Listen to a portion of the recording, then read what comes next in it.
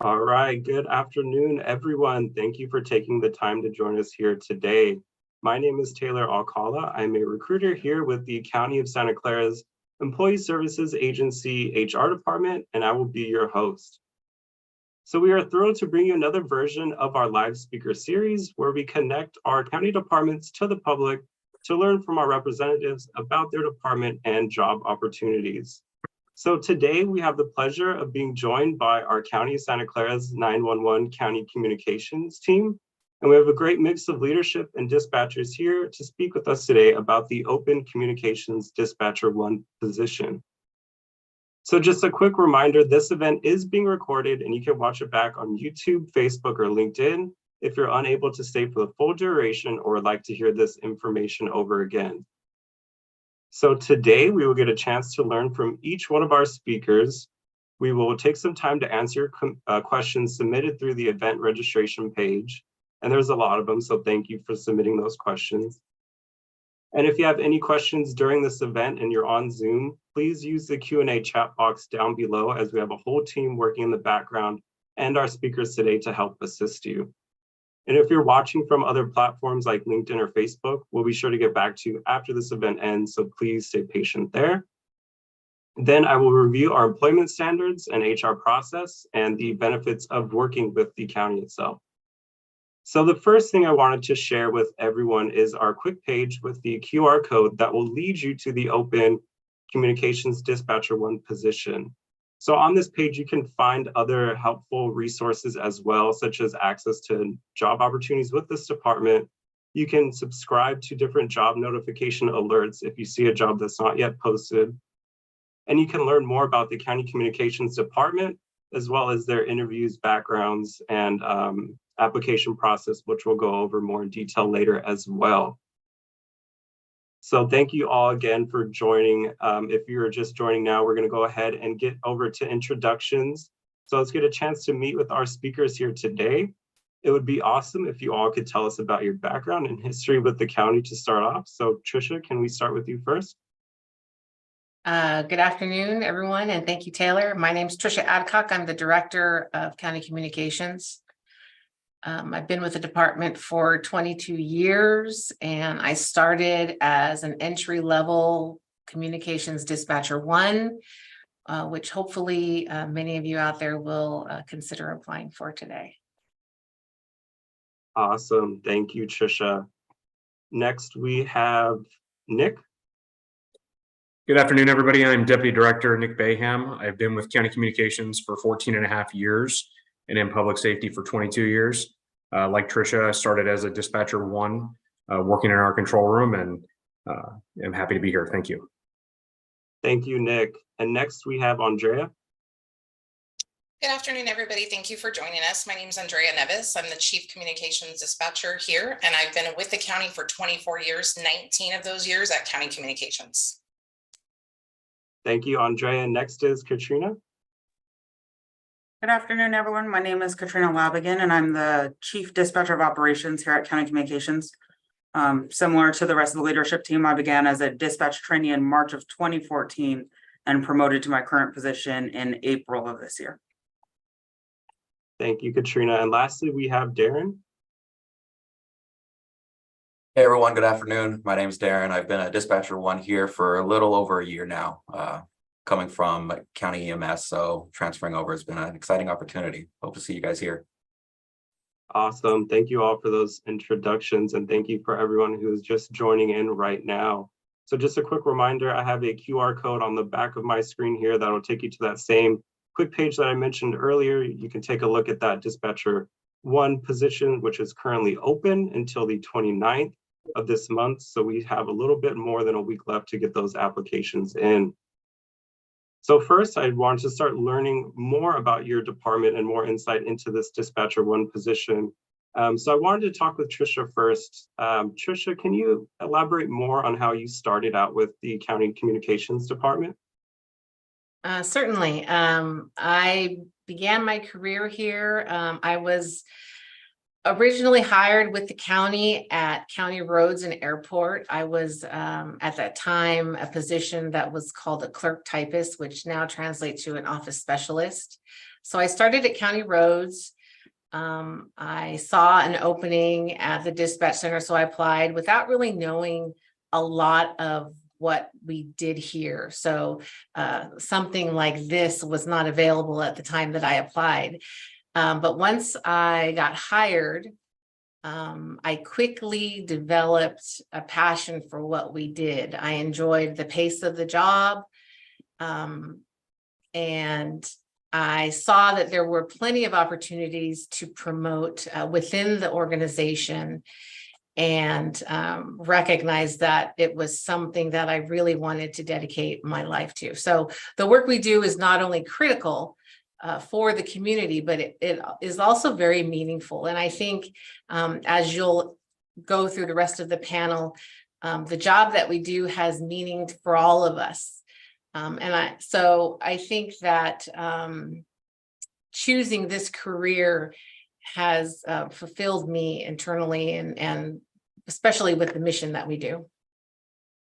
Awesome. Thank you for sharing that inside information. And I think it's really important to highlight, as well as many of you here that started as a dispatcher one, which we'll talk about the different promotional opportunities, but it really is a career to start out with. And there's so many opportunities to grow within your department as well. So I think that's a great thing to highlight there. What are the primary goals of your department? So the department's primary goal really follows our mission statement. Our department exists to protect the lives, the property, and the environment by providing the vital connection between the community and the emergency responders. So we are the first point of contact for the community when they need assistance. Our department was established 75 years ago by the County Board of Supervisors. We are located in San Jose.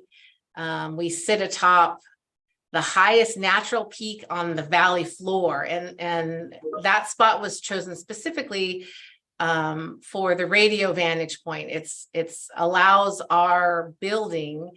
We have a large radio communication tower at our site to have the best point-to-point contact with all the radio towers throughout the county.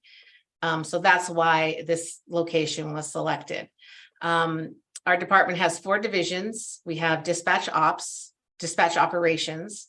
We have a support services division that is responsible for all the training and policy writing for our dispatch center. We have administrative and fiscal department or division that handles the day-to-day of running the overall department and payroll. And we have our technical team, who are radio technicians, not only maintain our buildings radio infrastructure, they also maintain a county-wide radio network that is used by all the other municipality, police, and fire resources throughout the county. Awesome. Thank you for sharing all of that information. So why should we work for County Communications? Because we're the best. No. I recognize that there are 12 other 911 centers in our county.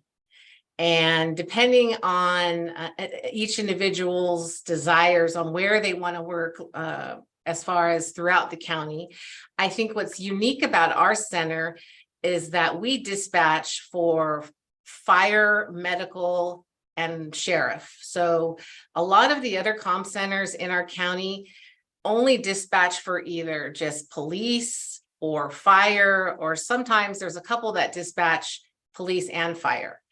The city of Palo Alto, they actually do dispatch all 3 communities, fire, police, and EMS also, but they're a much more smaller city.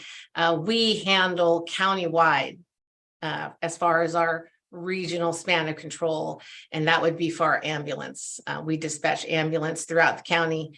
And so I think that we're unique in that sense. No day is ever the same, and you get to learn a lot of different areas of this field. We are also the backup 911 center for the county. So if San Jose police has an issue with their phone system, we can answer their calls. And we do that for all the other 911 centers in the county. So. Awesome. And I think it's important to highlight there just the variety of work that it's available for your dispatchers as well. So you're not just kind of stuck in law or medical or fire, kind of able to branch out within all three once you're up to speed and able to do so. So thank you for sharing that. What agencies does County Com provide services to? We dispatch for the sheriff's office, which includes the sheriff transit units, Department of Corrections. We dispatch for EMS, which includes the ambulance provider countywide, Santa Clara County Fire, and we dispatch for their 15 stations. And county parks, we have 28 county parks that we dispatch for, and local government. Okay, and how many calls would you say are taken per day or per year? Last fiscal year, we answered over 470,000 calls, of which about 50% of those were 911 related. The state requires all 911 centers to answer 95% of their calls in 15 seconds or less.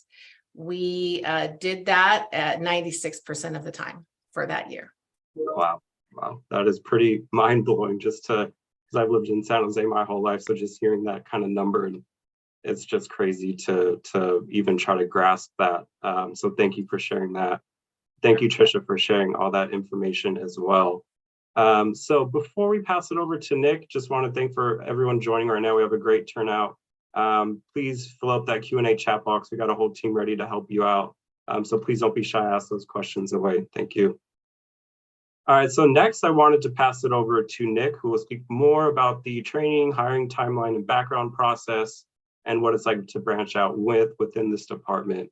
So first off, Nick, can you speak to us more about the hiring timeline and background process?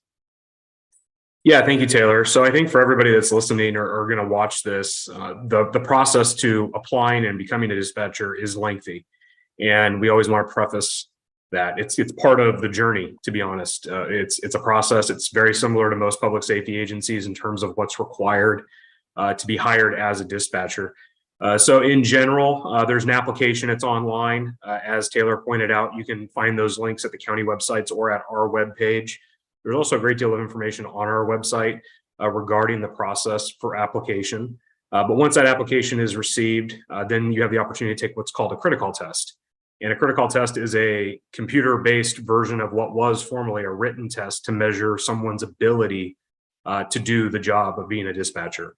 There is also information on the site and out on the internet regarding what that test is like and how to prepare for it, how to practice, and how to come to that testing day as prepared as possible. After that, should someone be successful and complete that test, they go into the interview process, which is better known as an oral board process, where they are interviewed by a makeup of different dispatchers. So usually a supervising dispatcher, a senior dispatcher, and a line level dispatcher who will sit down face to face, ask a series of questions. It's not job specific. It's trying to get an idea of what that person's abilities are, what they bring to the table as a potential dispatcher, as an applicant. Should they be successful there, they fall into the background process, which again is lengthy, time consuming, a lot of paperwork, a lot of requirements that we are required to hold our dispatchers to because we dispatch for the sheriff's office. So our dispatchers go through a full law enforcement background, essentially similar to what sheriff's deputies for the county go through. That process is lengthy, but it's guided.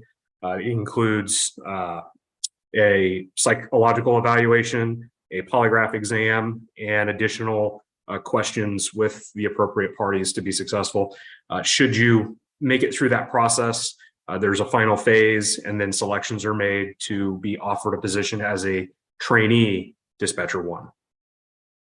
Awesome. So I think the key word there is definitely patience throughout the interview process itself. Yeah. And we could touch a little bit more about the interview process, our HR process that we work with as well towards the end. So what can candidates do to better prepare for the interview process or for this position? I think the best thing that they can do is to ask questions. They can do sit-alongs, both with our organization or other organizations. They can do research.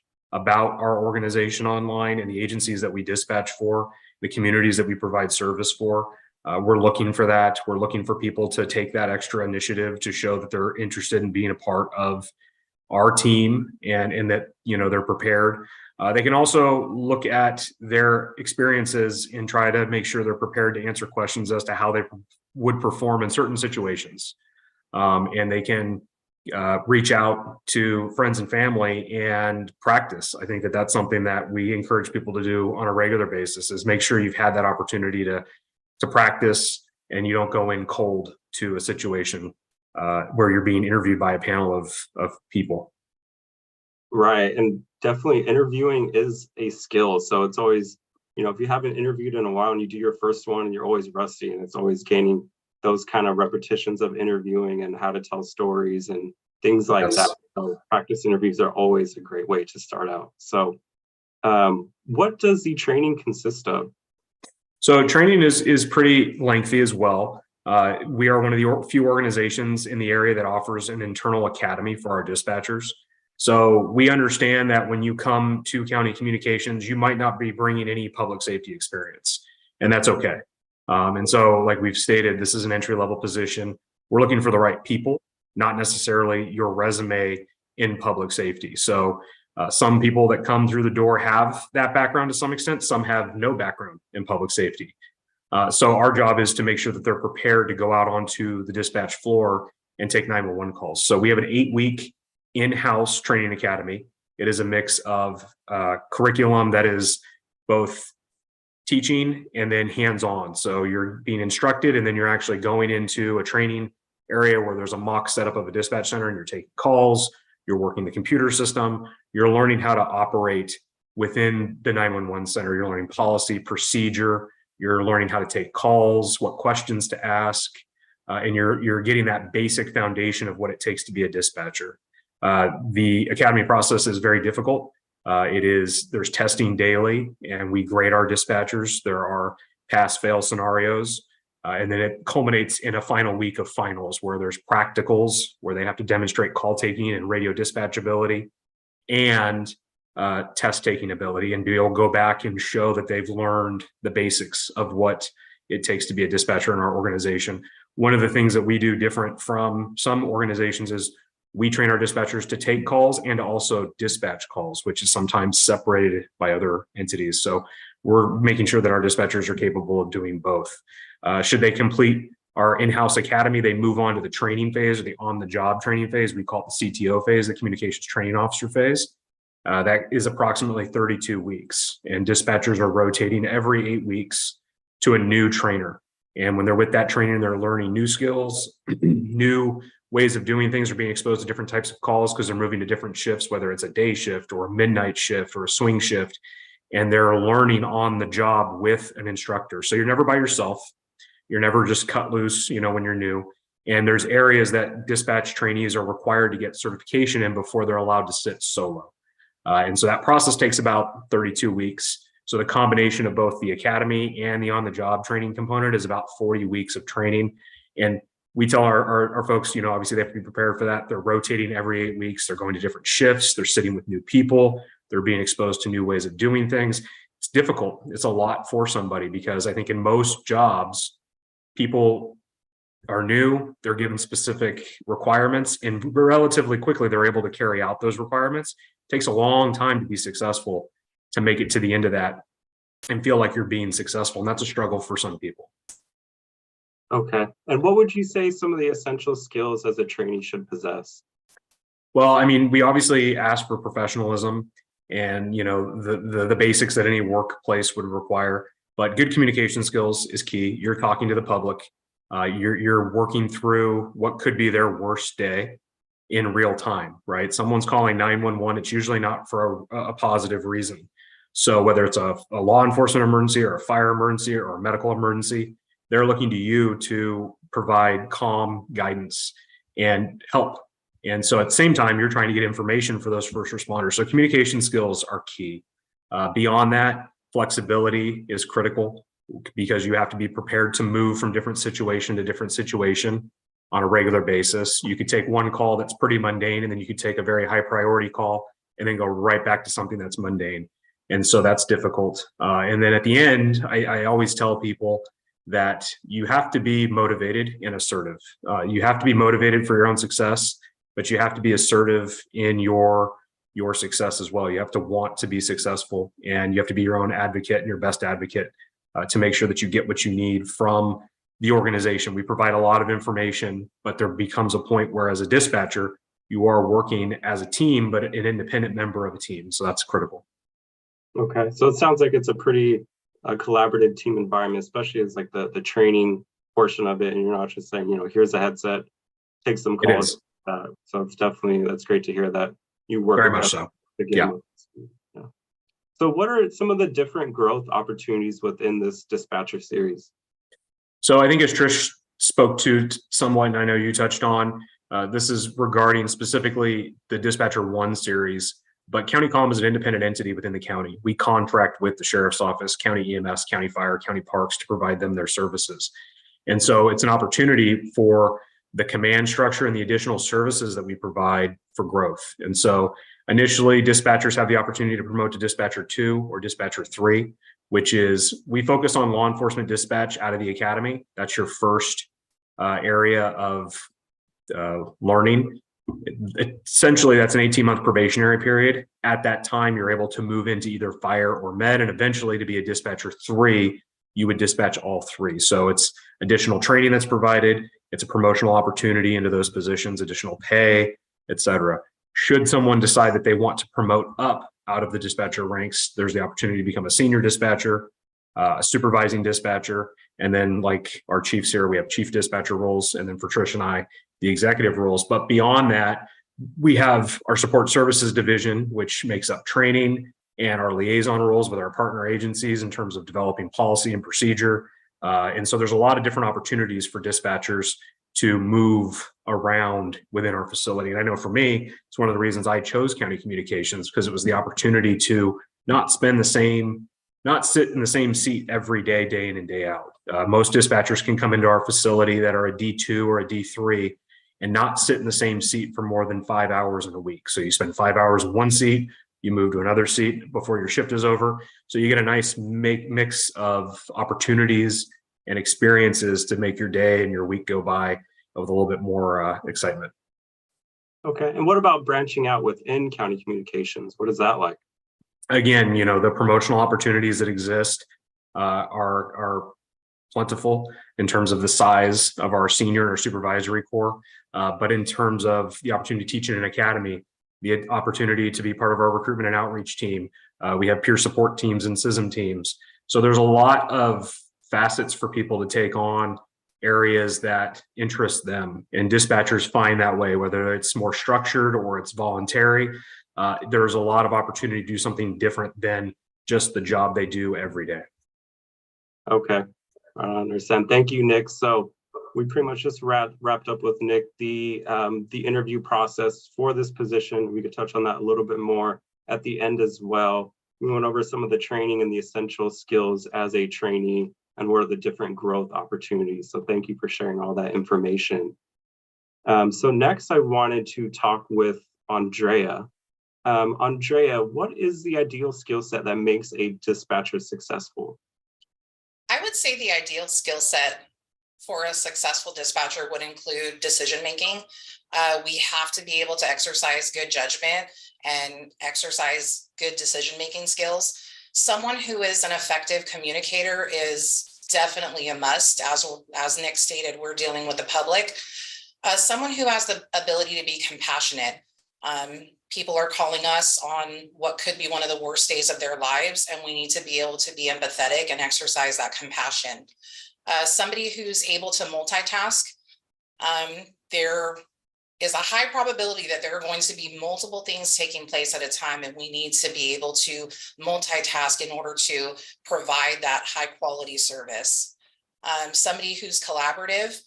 A lot of times you are working independently and you could have a major event happening, and now it's a team effort. I would also say someone who exercises emotional control. We need to be able to control our emotions so that we're really able to focus on our caller. Somebody who has good directional skills, we should be familiar with the jurisdiction in which we're providing service, and that includes major streets, highways, landmarks. Also somebody who's adaptable. The control room is a fluid and ever-changing environment. You could be in a situation where you go from having not really a whole lot going on to all of a sudden there's a major event happening, and you need to be able to be adaptable and flexible to that situation. Also constructive feedback. It's essential that you're able to be accepting of constructive feedback. And I would say lastly, during the training phase, you have to be an active participant in your own training. I would say that those are the ideal skills for a successful dispatcher. Okay, and what would you say is the most challenging part of this position? That's a difficult question, and I kind of struggled with this one a little bit because I think the challenges are different for each person. But one of the universal challenges that everybody faces is taking that academy knowledge that you've learned, going onto the control room floor and really being able to implement that knowledge and that skill set that you're learning while learning how to maintain a calm and professional demeanor. Again, people's worst day are our everyday, and finding that balance is difficult for most people. Within our communication center, we provide coaching, mentoring via our CTOs as well as our supervisory team. However, our trainees really do need to find the work-life balance that works for them. We do have some accessible resources such as EAP, CISM, and our upcoming peer support team. Okay, and what is the importance of the protocols and the ACE accreditation for county communications? So the emergency priority dispatch system, we call it EPDS, is the generally accepted standard of care and practice. The utilization of protocols allows for a structured and standardized level of service and consistency. Each caller receives the same standard of care based on the established protocol guidelines. This allows our call takers to feel confident when providing critical support during an emergency situation. And our agency, we utilize all three protocols: EMD, EFD, and EPD. As far as our ACE accreditation, the ACE designation is reserved for high quality performing agencies that consistently put in work to achieve excellence. By receiving our ACE accreditation, it proves that we are trustworthy, respected, and committed to superior service and care. The process for becoming ACE certified is rigorous. There are 20 points of accreditation, which requires supporting documentation in order to substantiate. Once submitted, the review process can take anywhere from 6 to 8 weeks. Currently, while maintaining our EMD ACE certification, we recently submitted our application for EFD ACE. Once approved, we will become the 4th EFD ACE center in the entire state and the 59th throughout the world. Okay, and how does your organization use these protocols? Can you go into more details on that? The organization uses protocols to provide comprehensive, quality, and consistent services to all the citizens that we serve. With the utilization of protocols, each caller receives the same standard of care regardless of which dispatcher is handling their call. Since we use all three protocols here, EMD, EFD, and EPD, we're able to select the most appropriate protocol based on the type of call and situation. This allows for appropriate recommendation of units as well as equipment. Okay, thank you, Andrea, for covering all of that. And I see all of your questions coming up in the Q&A chat, so thank you for that. I'll get to answering some of those here pretty shortly. We have a few people to talk with still. So next, I wanted to talk with Katrina. Katrina, what kind of calls do we process and receive at County Communications? Thank you, Taylor. So yeah, it's been touched on a couple times here through some of our other speakers, but we are a tri-community center. So we process calls for fire, medical, and law. And our major stakeholders are definitely going to be the Sheriff's Department, the County Fire Department, and County EMS. And then in addition to them, we also serve, as it was mentioned, county parks, as well as some of the local colleges and local government after hours. So through all of that, we'll handle both emergency and non-emergency calls for all of them. The after hours component, we're dealing with stuff like sewers and signals and roads and animal control. It could be things such as after hours call outs for the DA or for judges and handling requests from there. So it's really a wide array of calls that we process here, mainly because we are such a large agency and we are the backup center to the rest of the county. So when it comes to us being a 24/7 operation, we'll tend to take on quite a bit when it comes to all three of our major stakeholders. So that's going to be a typical day for us, is handling calls for those three areas. Okay, and can you take us through a day in the control room? Yeah, so we do shift work here at 911, which is pretty typical for a 24/7 operation. So specifically for us, we operate on a annual bidding system, which is usually run off of a seniority basis. So we have 5 different shifts that people are usually bidding on. It's a 4-10 schedule. So that looks like 4 consecutive work days at 10 hours each. So our shifts will start 1 a.m., 7 a.m., 11 a.m., 4 p.m., and 9 p.m., and it will run 10 consecutive hours from there.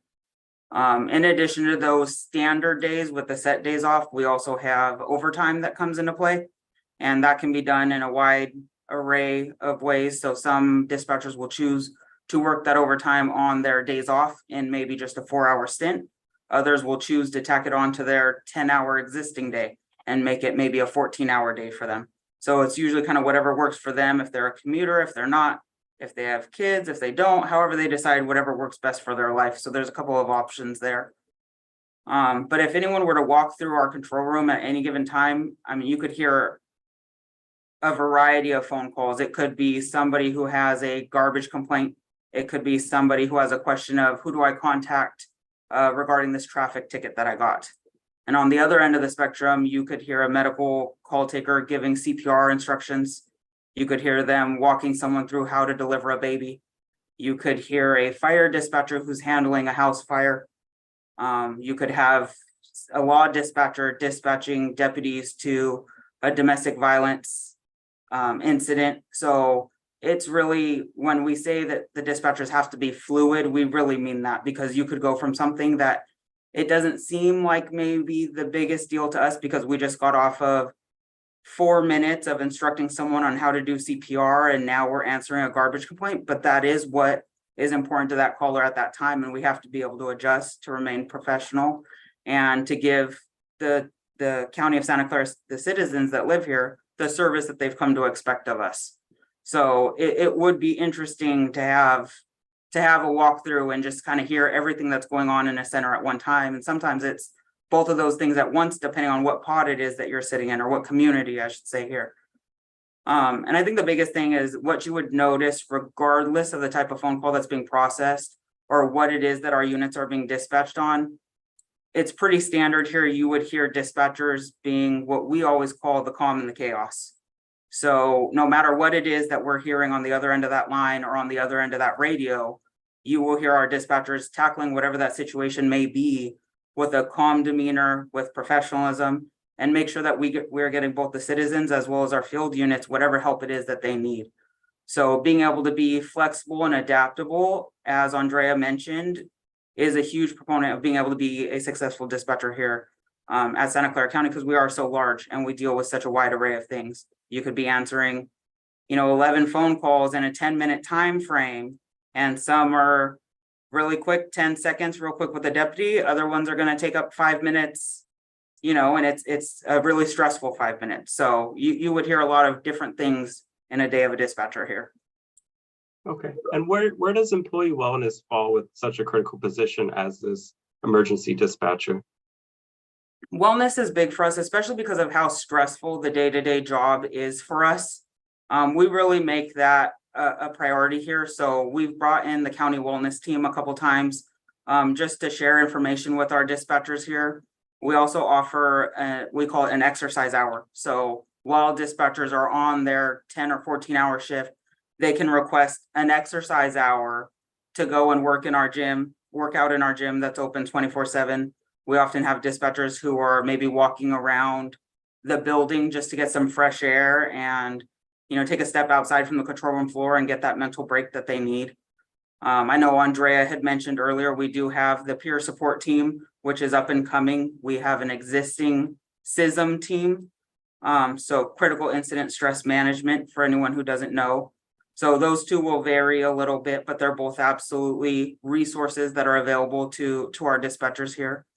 We also have EAP through the county that we strongly recommend to our dispatchers, and we have an upcoming Cortico app, which is really like the leading provider for first responder wellness. So we're pretty excited about that one, because that's going to be very specific to what it is that we do here with people who understand our day-to-day challenges.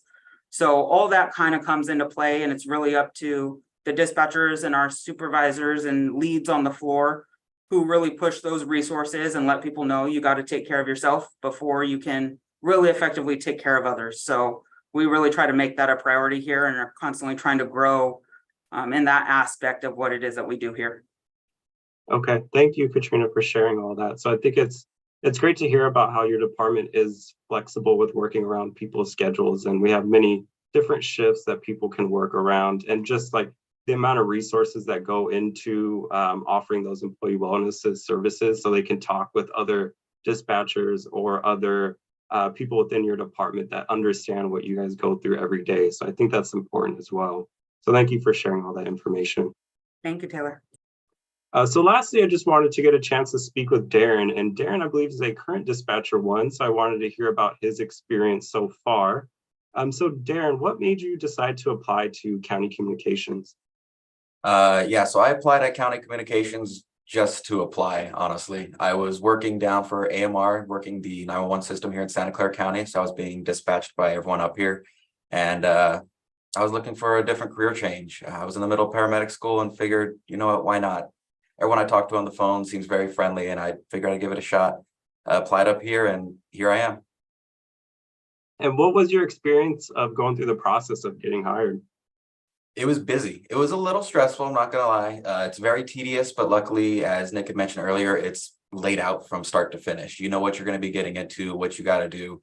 It was just busy just because you're having to get all your documents ready, filling out your questionnaire, meeting your times, and just kind of working the schedule that's kind of given to you so you can make your appointments, come well prepared, be well rested, go through all the steps that you need to do.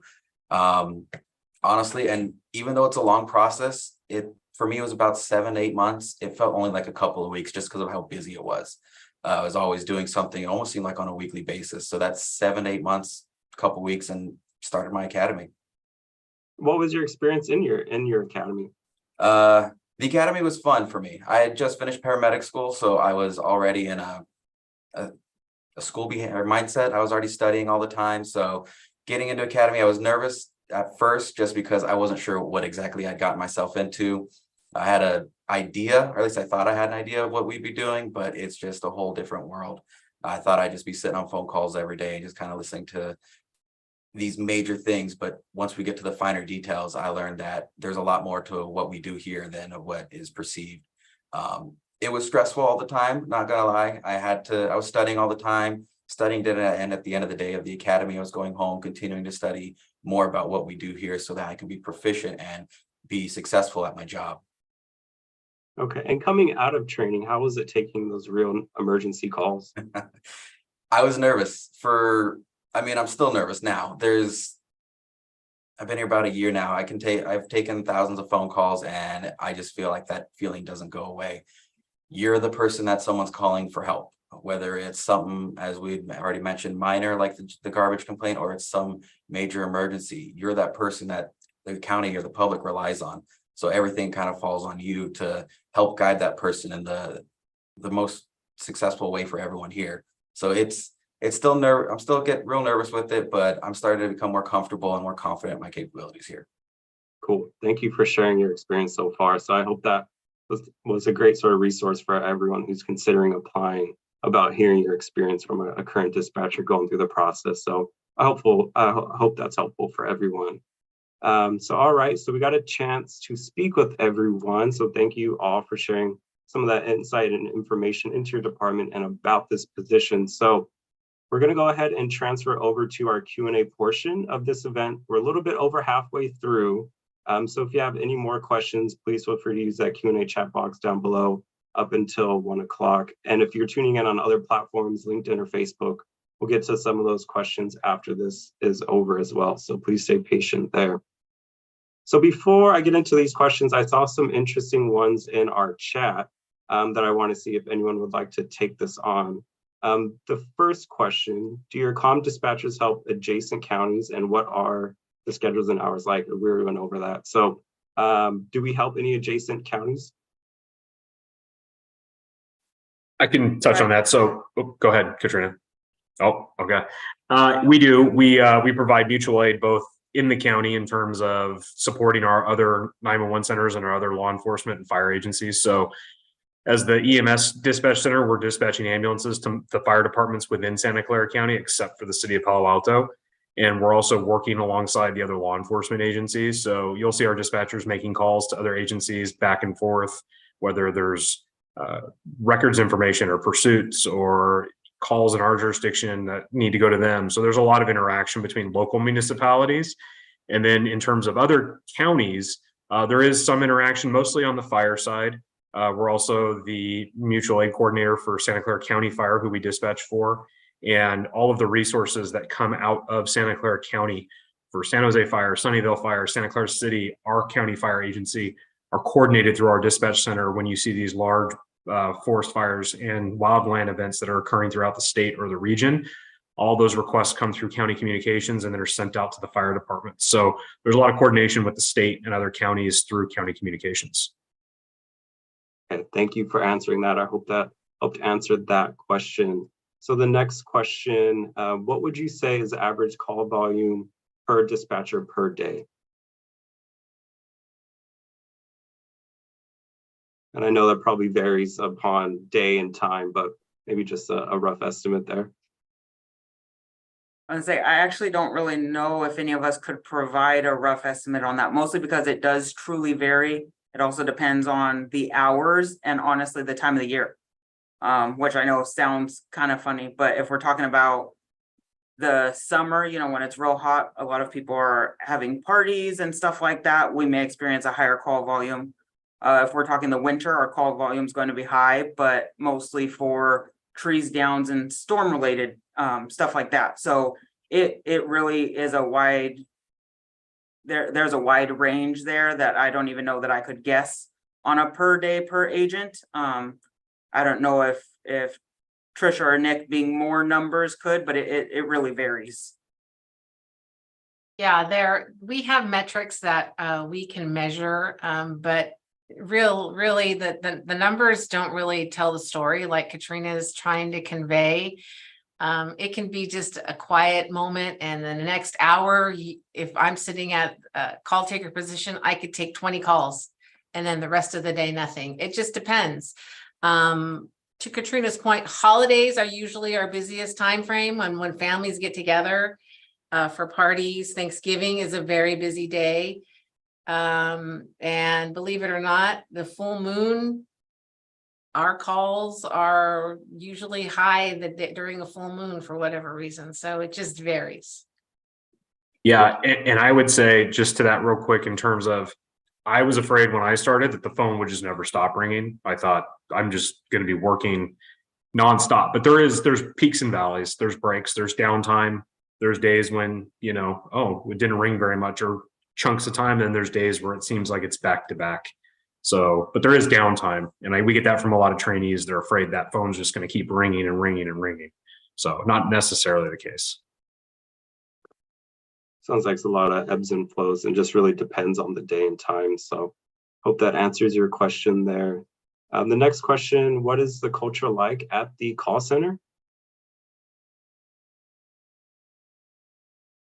So I'll kick that one off. I think it's a difficult environment. The job itself is difficult, right? As we've all kind of touched on, there's a lot of anxiety around the calls that are coming in for everybody in their ability to provide the service that the public is asking for.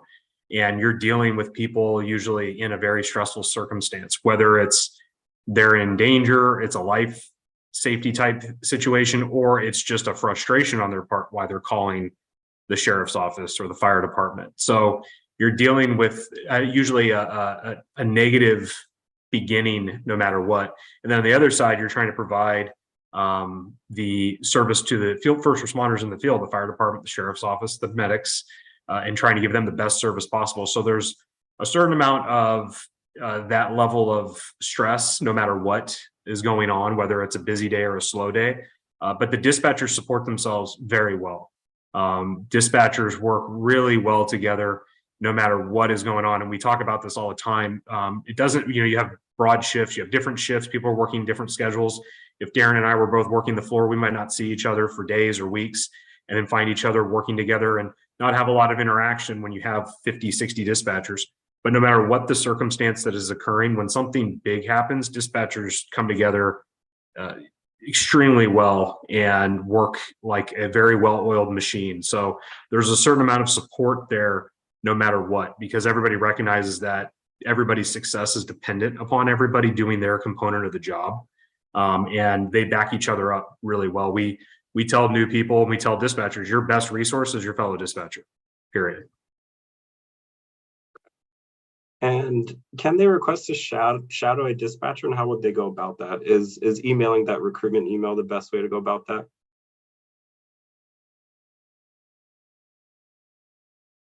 I would say yes. Because of COVID, we did pull away from, we call them sit-alongs for anybody interested. Now that we're in an endemic phase, we are looking to implement sit-alongs again. So I would just ask that people submit their requests, and we'll see how we're going to go about starting that process. Okay, and I'll share that email address at the end of this as well, so people have that. All right, so one of the next questions I see here, does a dispatcher's day consist of solely dispatch calls, or are there other tasks that might provide a change of pace throughout the day? So I could take that one. So no, it really depends on, because we are a tri-community center and we do dispatch for such a large area, we do have different, we call it pods or communities that you would sit in. So we have our med pod, our fire pod, and our law pod. So it really depends on, one, what pod you're sitting in, and two, which assignment you have within that pod. So we have main frequencies where they are responsible in large part for solely dispatching for maybe that 4 to 5 hours. They may help out with our radio lines when we have a field unit who's calling in maybe with a question. We also have backup positions where they do dispatch and answer phone calls at the same time. And somebody could be sitting a main frequency for the first half of their shift and adjust over to a backup or a solely call taker position for the second half of their shift. You could also move within communities. I could be a frequency dispatcher in the law community and then move over to the medical community as a call taker. So it really varies, but there's a lot of multitasking that goes on regardless of which assignment it is that you have, and whether that multitasking includes radio dispatching as well as call taking, or maybe just a variety of tasks within that specific field. So it's really hit and miss depending on where it is you're sitting. Yeah, I in the years that I sat on the floor as a dispatcher, I never watched the clock. I watch the clock and see what time it was, but I was never watching the clock to go home. The day went by very quickly, no matter what position I was assigned. But I don't know, Darren might have good input on that, being he's currently working on the floor. Yeah, my day doesn't consist of one thing ever. So I could be sitting on the phones and taking calls all day. Well, actually for a couple hours, and then I'll just be onto the radio channel and dispatching either the park rangers and deputies, or the deputies that provide services to the west side or unincorporated South County and east side. So the day is never the same. It's always changing, and I never have to worry about doing one thing all day. Awesome, thank you. So it sounds like there's a lot of variety and a lot of things to keep you on your toes. So we could have time for just one last question. This is a good one. So how would you move on to the next call after dealing with a very difficult and stressful call? I feel like that varies dispatcher to dispatcher. Not everyone takes everything the same. Some people will get a difficult call and they may need that 10-15 minute break to go outside, walk around, kind of decompress. Others might need to talk. Some people are just able to kind of hold on to that and move on to the next call and get through the day. And then when they finally feel enough, they take that extra time to decompress. And, they do provide services, and there's enough support here at the county that, you can find that help you need, or you can take that extra time. I haven't heard of anyone being kind of disregarded. If you bring it to the attention of your coworker, supervisor, or anything, everyone here is to support you. And I haven't seen nothing but positive things in that regard. Thank you, Darren. So that will wrap up our Q&A portion of that. If we're unable to get to some of your questions, you can always email them at 911-recruitment@911.secgov.org. And I'll go ahead and share the email at the end of this as well. But I wanted to take some time to move over to our employment standards. And just to clarify, if you heard a lot of this information and you feel like maybe you want to try this position out and you're wondering, do I qualify for this position? So I just wanted to review that in itself first. So if you're looking at the position through our QR code, the QR code at the back of my screen, the Dispatcher 1 is the entry level within the Dispatcher series itself. The only requirements, if you scroll down to the employment standards, there are a high school diploma or equivalent. And if you look at the bottom, it says the 1 year of experience performing work where the essential functions of the job involve public contact, computer usage, and or heavy telephone traffic. So essentially customer service and experience. So that is the qualifications for this position. Bachelor's degree or prior dispatcher experience is not required. The starting pay is $45.23 per hour. And I will say my big tip is when you're filling out these applications, so first, everything must be submitted through NeoGov itself. So if you're seeing these job postings on LinkedIn, Indeed, or other job boards, you have to complete that process through NeoGov. And when you're filling out the job application, please be sure to be detailed in answering your job history and supplemental questions. I feel like that's the biggest thing people don't understand when they're filling out these applications through NeoGov. Please don't write things such as "see resume" of that nature, as those are not suitable answers for that. Now, you can attach your resume to the application in itself, but you have to fill out those job history portions and these supplemental questions itself. Now, if you're thinking you've already applied and you may have done this, don't be discouraged. You'll have some more time after the notices are sent out, given by the analysts. And they're just basically asking if they need more information from you. So if you just kindly reply back, hey, what am I missing? What do I need to provide?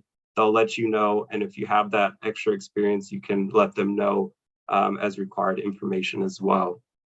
So this recruitment does close on the 29th. The next round of recruitment is open on November 1st. So you have a few months left to get in this application. I would say if you're on the fence, to do so now, just so that you're ahead of the process. And we'll get into more of our HR process, but since you've heard them kind of talk about it, it is a 6 to 7 month process. So applying sooner rather than waiting is always better in this case. And then as well as if you feel like you're on the brink of reaching that 1 year of essentially customer service experience, and you wanted to wait till November to hit that 1 year mark, you can always do so as well. All right, so next I just wanted to share the HR process for this recruitment. So the job posting itself has been open for about 5 weeks now. Next week will be the 6th. And then from there is the application review phase. So it takes around 2 weeks for the application review phase.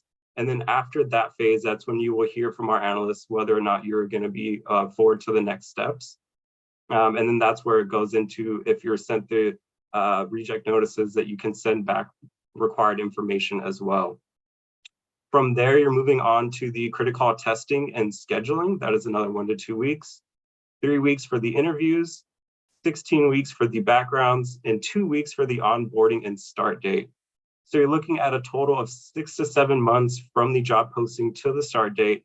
All communication will be done via email. So if you already applied, just please be patient. You'll be hearing from us soon. If you want to read more about the critical testing, interviews, and backgrounds that Nick mentioned as well, scan that QR code, go down to Path Being a Dispatcher, and you could read more in detail about those portions of it.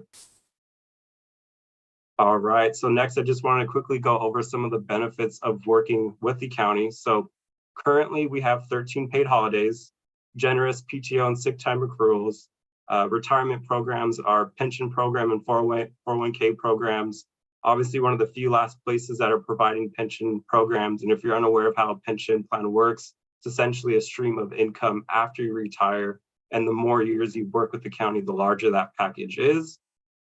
We have comprehensive medical, dental, and vision, not only for yourself, but for your family as well.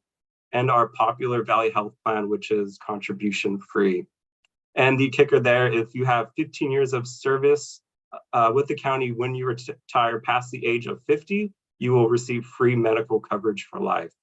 So obviously working with the county, great benefits there, and one of the big selling points of working with us.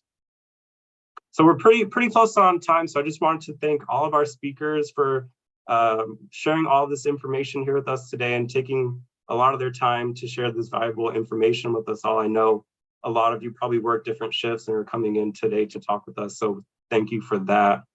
Next, the last thing I wanted to share is our county communications main website. scc911.org is their main website where you can take a look at their department and read more information and background into their department and position again. And here is the email for all of those questions that we may have not gotten to answer. So please take a screenshot of this 911-recruitment@911.scc.gov.org. Also through our QR code, we have all of our ESA social media links at the bottom of our page. So if you follow us on LinkedIn, Facebook, or Instagram, we are regularly posting new opportunities and promoting our various job fairs and future events. All right, so that's that. So before we wrap up, do we have any closing remarks from any of our speakers today?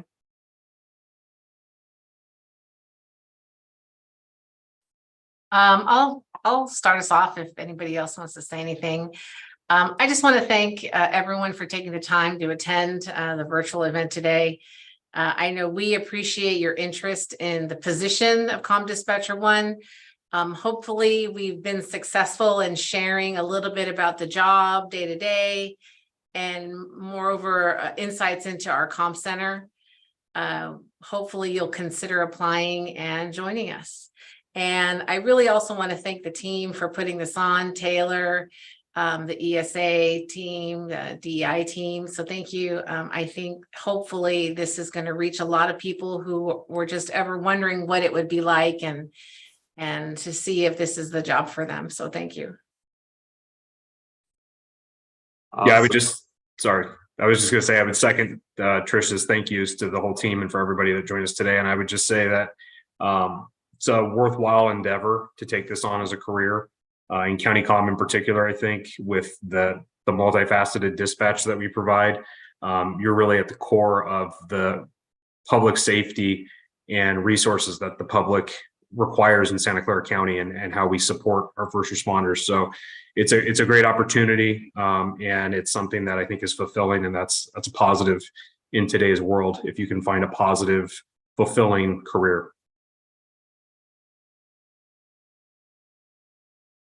I would say the only thing that I would like to add is everybody who was a speaker on the panel started in the same seat that you guys would be in coming into the building. And with all of the opportunity to move up within the organization, if that's not enough to draw you in, all of the information that we've shared with you today, you will not find a more fulfilling career. County Communications is a wonderful agency to work for. We reach so many people from all different walks of life. I mean, you're dealing with multiple people day in and day out. Every one of us, I guess I can speak for every one of us, were extremely nervous when we first started here. We know what it's like to be brand new. You will not find a more welcoming organization than County Comm. And I think for me, I would just really encourage, if you have questions, if you're on the fence, I would really encourage you to apply, to send an email over to that recruitment email, ask for a sit along, and you can literally sit on the floor and talk to the dispatchers that are doing this job, day in and day out, week in and week out, and you can probably get a lot of your questions answered there in real time and, very honestly to figure out if this is maybe the right fit for you. So I really encourage anyone with questions to take that avenue and take advantage of that opportunity. But also thank you everyone for the time and for attending. We really appreciate it. Okay, awesome. Thank you, everyone. And I'd just like to end, I heard everyone's experience working within the county. I just want to share my experience of getting to meet Trisha and Nick as well. I've been a resident of San Jose my whole life, and I didn't know where that building ever existed. So just getting the chance to tour it and just see all of the command center and the amount of screens and computers that they have. I'm a big tech guy, so it was pretty cool to see, but it was awesome just to see how coordinated everything is, and hearing Nick talk about a lot of the things he talked about as well. I had no clue what was really handled and going on. So it was very informative for me to learn as well. And they were great people to meet in person. So just wanted to say thank you and share my experience as well. But that will pretty much wrap up this next virtual event. Thank you all once again for attending, all of our speakers taking the time out of their day today. And we look forward to reviewing those applications, and please stay tuned for our next events coming up. Thank you, everyone.